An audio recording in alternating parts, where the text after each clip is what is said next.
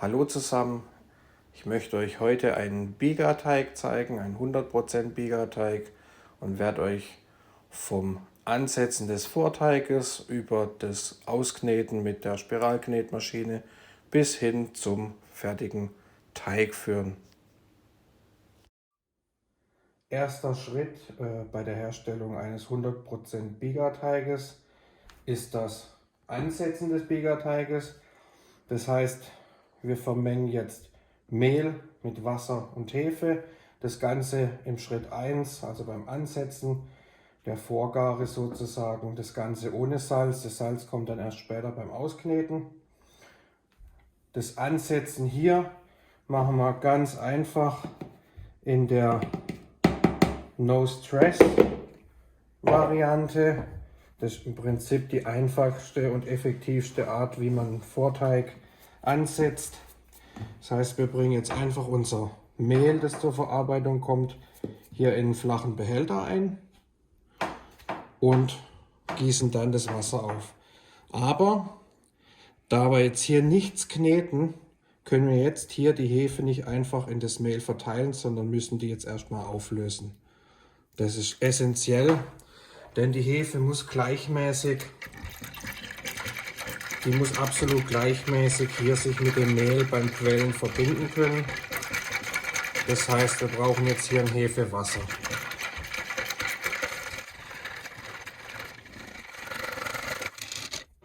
Wenn sich die Hefe am Boden aufgelöst hat, dann können wir sicher davon ausgehen, dass es sich komplett aufgelöst hat. Das heißt, nach ein paar Sekunden, wenn sich da nichts an Krümeln absetzt, irgendwo jetzt hier, wenn man sie so schräg hält, dann ist das schon in Ordnung. So, das heißt, das Wasser wird jetzt einfach hier gleichmäßig drüber gegeben und dann schüttelt man in einer leicht kreisenden Bewegung.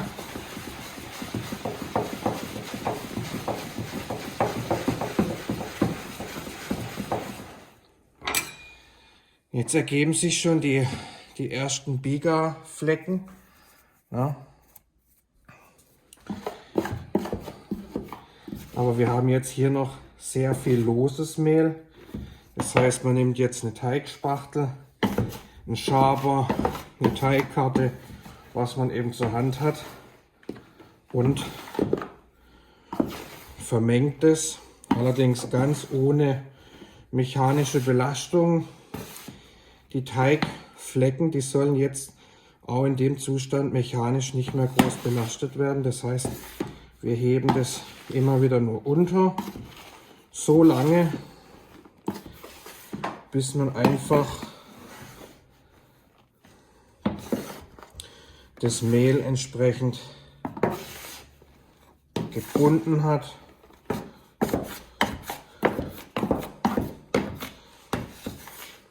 Das dauert immer ein bisschen, paar Minuten. Wir haben jetzt hier für das Beispiel jetzt hier 1000 Gramm Mehl, werden den Teig bei 18 Grad für etwa 24 Stunden insgesamt dann in der Gare haben. Das heißt, bei 18 Grad habe ich jetzt hier 0,04% Hefe hinzugegeben. Das sind jetzt auf 1000 Gramm Mehl sind es 4 Gramm Hefe und 40 bis 45%, 50%, je nachdem, gibt man schon Flüssigkeit dazu. Ich mache das immer mit 45%. In Italien machen es auch viele mit 40%. 45% funktioniert einfach relativ gut. Man kann auch ein bisschen höher gehen, aber dann verkleben die Teigflecken dann schon langsam über die 24 Stunden. Und diese ganzen, sage ich mal, Hohlräume, die man ja eigentlich will, die auch das Aroma fördern, verschließen sich. Und deswegen ist so der, sagen wir, der zwischen Verarbeitbarkeit und Nutzen sind 45% einfach optimal. Ja. Da hat man dann einen trotzdem relativ zähen Teig und hat von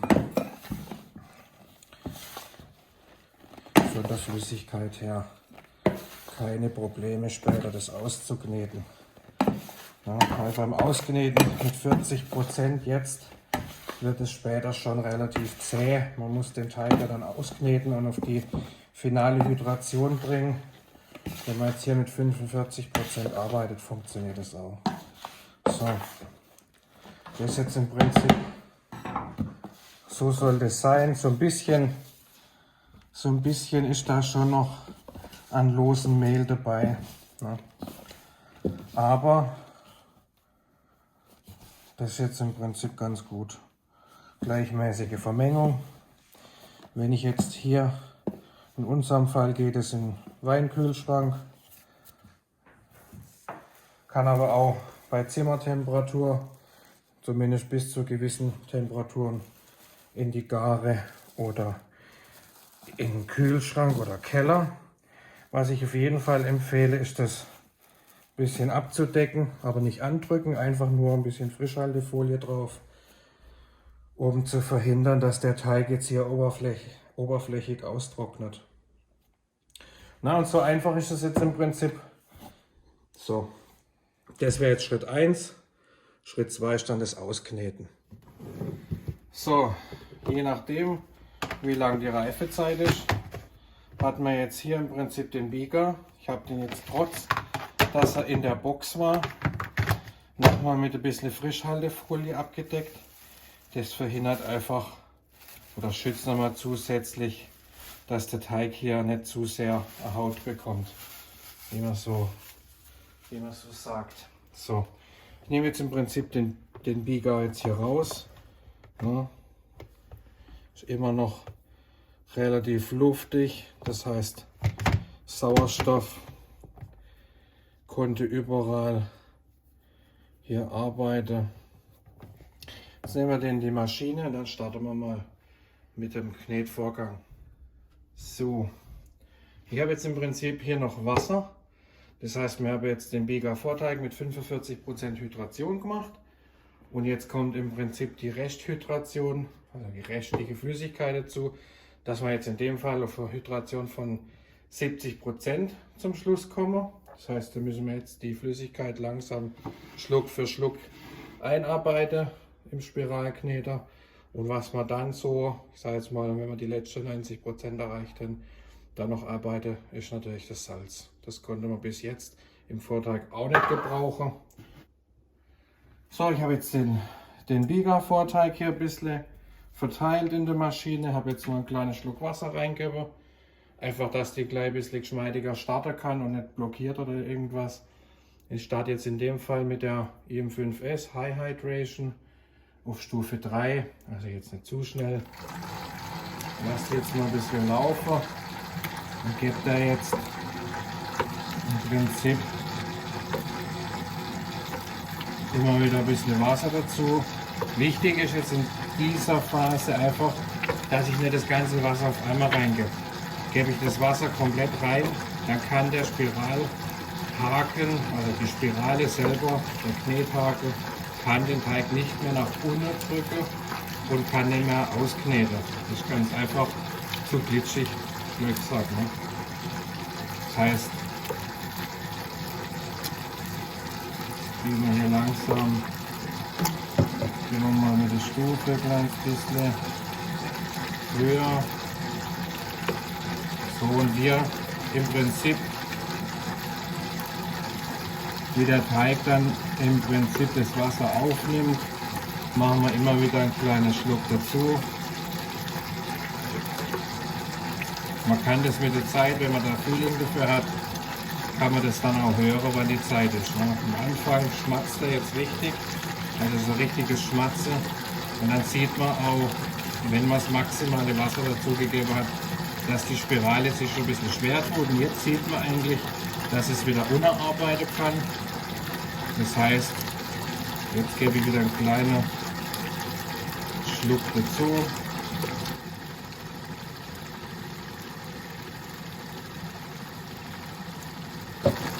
Wichtig ist in dem Fall, dass man kaltes Wasser jetzt verwendet. Das heißt, beim Giga Vorteig ansetze reicht normales, kaltes, kühles Leitungswasser.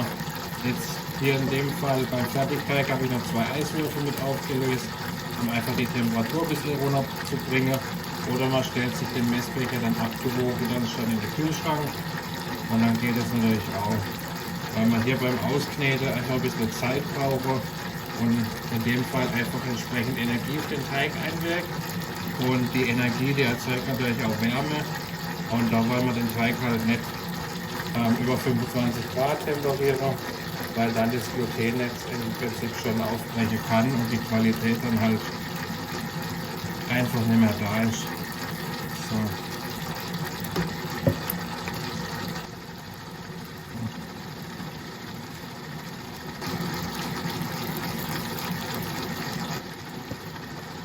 Also, das sieht doch schon gut aus jetzt. Wieder ein kleines Stück Wasser.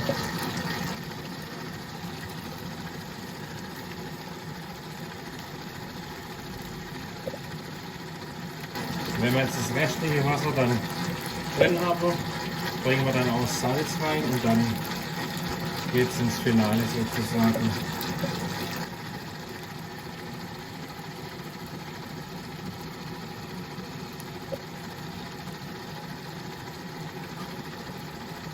Was ich jetzt noch zusätzlich mache, ist hier einfach ein bisschen am Rand, ziehe ich den Teig ein bisschen ab. Das heißt, ich habe jetzt hier leichte so ein bisschen Verklumpungen vom Giga-Vorteig, die sich hier absetze. Die ziehe ich jetzt hier einfach noch ein bisschen raus. Und dann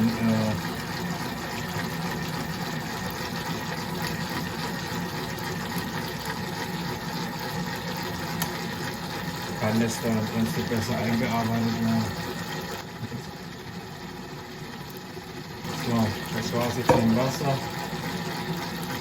Und jetzt können wir eigentlich auch im Prinzip das Salz langsam einstreuen. Ich streiche es ein bisschen über Zeit ein, einfach dass das auch gleichmäßiger verteilt. Wobei jetzt über die Zeit, die wir jetzt noch kneten, müsste das so oder so im Teig gleichmäßig vermengt wird.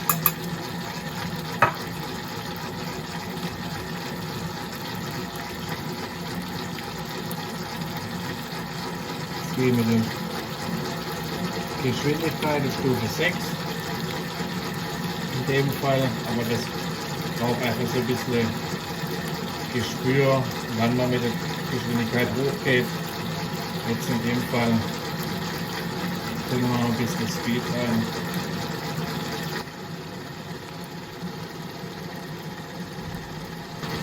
So in der Phase noch nicht ganz so wichtig, aber man kann auf jeden Fall jetzt hier schon mal gucken, auf welcher Temperatur wir sind. Haben wir jetzt 19 Grad. Also haben wir von der Temperatur her noch gut Luft, aber die braucht es jetzt auch noch. Da wird jetzt schon noch ein bisschen Zeit vergehen, bis wir hier fertig sind. So, jetzt sieht man langsam, wie sich im Prinzip, ich sage immer, die Teigblume langsam aufbaut. Und man sieht, dass das jetzt schon deutlich homogener wird. Dann können wir jetzt im Prinzip nur kurz zwischenmessen nochmal. Jetzt sind wir bei 20 Grad, das sieht gut aus. Ne? Aber wir brauchen jetzt sicherlich noch von hier ab 4 Minuten, 5 Minuten vielleicht sogar, um das Ganze dann fertig auszukneten. Weil jetzt in der Phase hat man jetzt, der Teig ist ja jetzt nach dem Auskneten relativ zeitnah dann einsatzbereit. Das heißt, ich habe jetzt hier auch keine Zeit mehr, den Stretch and Fold Durchgang zu machen und dem Teig nochmal ein bisschen Zeit zu geben. Der Teig kommt jetzt hier raus und wird dann 2 bis 4 Stunden später verwendet. Das heißt, der muss jetzt aus der Maschine perfekt sein.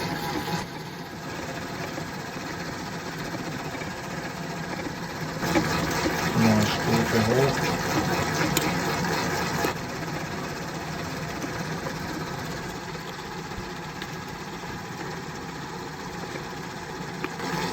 Sind wir jetzt bei 21,6 Grad. Also man sieht dann auch zum Schluss von 20 auf 24 Grad oder wann man dann halt auch aufhört, steigt die Temperatur relativ zügig. Also das sind dann nur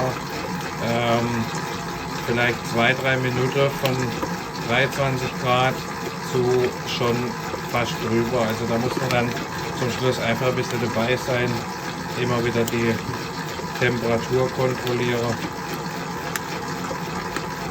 Aber so wie der jetzt schon hier knackt und schmatzt und auch von der Optik her sieht es jetzt schon super aus. Ich werde ihn jetzt trotzdem noch ein bisschen weiter kneten lassen, weil ein Biegerteig, bis der wirklich homogen durchvermengt und also ausgeknetet ist, das braucht einfach auch ein bisschen seine Zeit.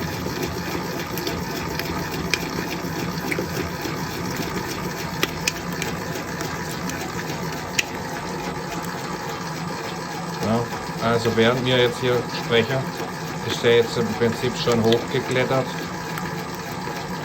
und ist jetzt schon fast bei 24 Grad. Ich nutze das jetzt noch ein bisschen aus, lasse den jetzt noch mal ein Stückchen weiter kneten. Man kann natürlich im Prinzip auch jetzt, wenn man den Teig jetzt hier so weit hat, kann man das natürlich auch schon vorher gucken, wenn man den Teig jetzt anfasst, ob er schon gut ist. Aber bei dem Teig jetzt hier, ja, sind wir jetzt schon bei 24, jetzt sind wir dann langsam dann auch, sage ich jetzt mal, am Ende. Der Teig muss jetzt hier auch gut sein. Ne? Das heißt aber, ja, man sieht jetzt hier, der ist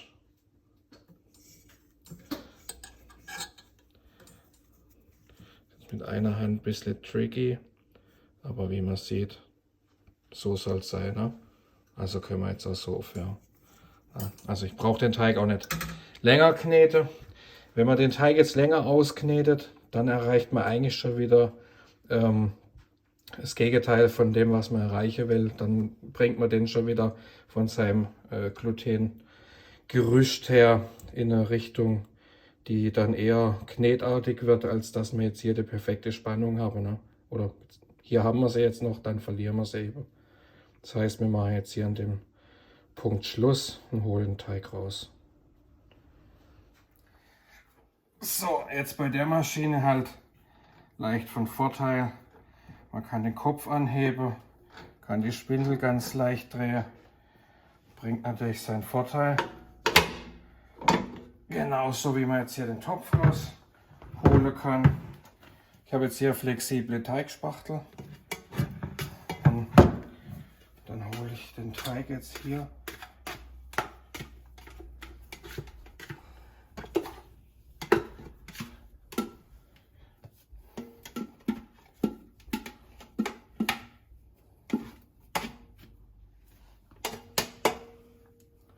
so raus. Man könnte den jetzt natürlich auch im Kreis bewegen und den mit der Hand rausholen. Denn wenn er gut ausgeknetet ist, dann lässt er sich auch rausholen, nur mit etwas höherer Hydration ist dann nicht mehr ganz so easy. So, kann man jetzt auch noch mal gucken.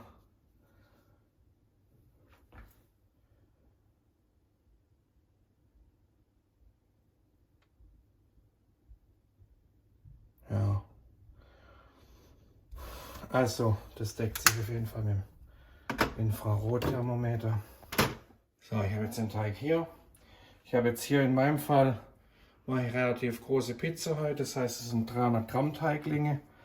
Die habe ich jetzt aus dem Hauptteig abgestochen und abgewogen. Jetzt nimmt man die Teiglinge und faltet die im Prinzip von außen nach innen. Ja, das ist im Prinzip so. Jetzt kommt im Prinzip die Sache, Entweder macht man das wie mit einem großen Teigballer, wenn man es nicht wirklich besser kann, und zieht den Teigling mit 2 Händen, oder man wägt den rund, indem man im Prinzip mit seinem kleinen Finger und den Finger hier so drunter fährt. Ja. Dann ist der fertig. Nehmen wir jetzt den hier.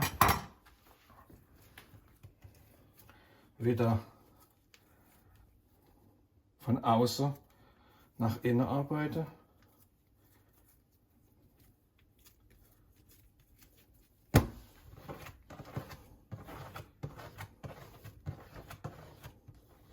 Und hier unterschiebe. Immer runterschiebe. Und irgendwann habe ich so viel Spannung, dass das im Prinzip wunderschöner Ball ist. So, noch ein kleiner Tipp von mir. Einfach ein bisschen Olivenöl in die Teigbox. Mit der Hand einfach kurz ausreiben. Nicht mehr Öl, als dass jetzt hier der Boden etwas mit Glanz bedeckt ist. Und dann streuen wir jetzt hier unser Mehl oder unser Semola. Klopfe das im Prinzip hier und haben jetzt hier direkt schön gleichmäßig einen Boden, in dem wir jetzt hier unsere Balle setzen können. Ohne dass wir jetzt hier nachher irgendwelche Mehlklumpen oder sonstiges haben später beim Pizzabacken. Besser geht es eigentlich meiner Meinung nach nicht. Also wieder hier rund arbeite.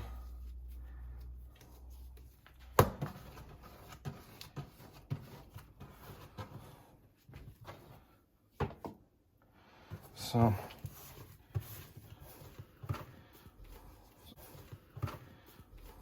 So, wieder hier von außen nach innen falte. Kann man hier im Prinzip schließen. Dann wieder über der kleine Finger und der Ringfinger den Teig unterarbeite, unterschiebe und die Spannung aufbaue. Die ist im Prinzip unheimlich wichtig. So, mit der Seite von außen nach innen schließen und das Spiel. So, jetzt ist das Stimme. Weiter von außen nach innen falle und dann fertig.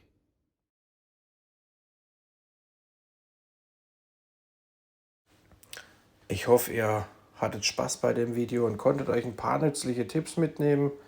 Besucht doch auch mal unsere Facebook-Gruppe Pizza für alle. In diesem Sinne, ich bin jetzt erstmal raus. Euer René von Pizza für alle. Ciao.